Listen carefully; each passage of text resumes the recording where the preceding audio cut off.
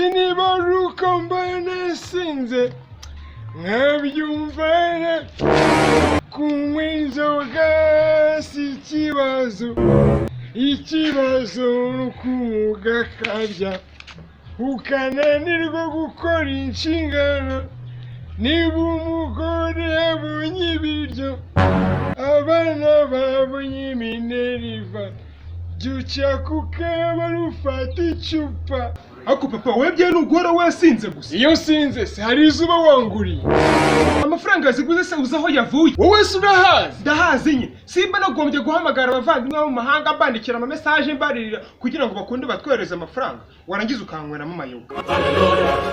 Namaze shareka gusinda muri iki gihe. Nta mahirwe.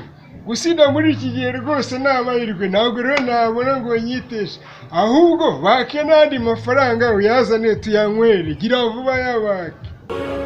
Okay. Papa ushyira nongeye ngiye kuguhimisha. Ntabwo uri buryo uyu munsi. Ntabwo uri buryo. Apu, ibyo biroroshye. Ibiryo nari kurya uno munsi ubirye. Nanjye ejo ibyawe nzabirya. Ngo uzagira ute? Ngo uzagira ute? Ha!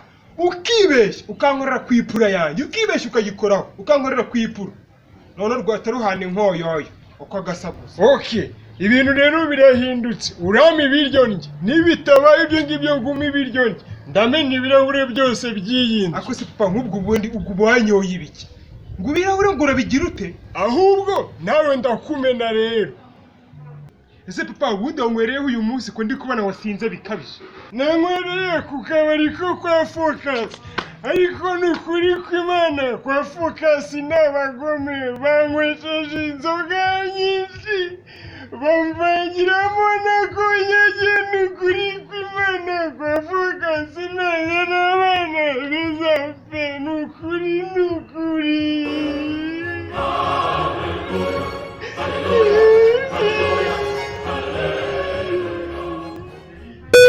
Erega ubundi kuvanga inzoga ntago ari byiza. Ntago ari byiza.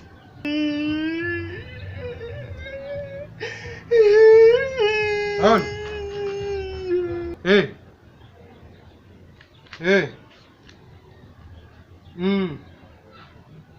Wow.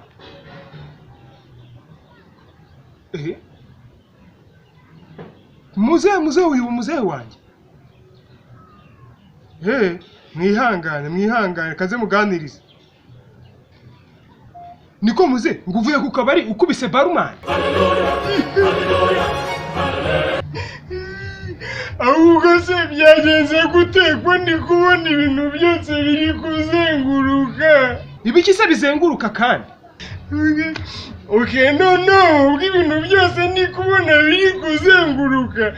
Reka njye kwiryamira hano hepfo munsi y'urugo mu rutoki. Ubwo n'igitanda cyanjye kirazenguruka kihansange.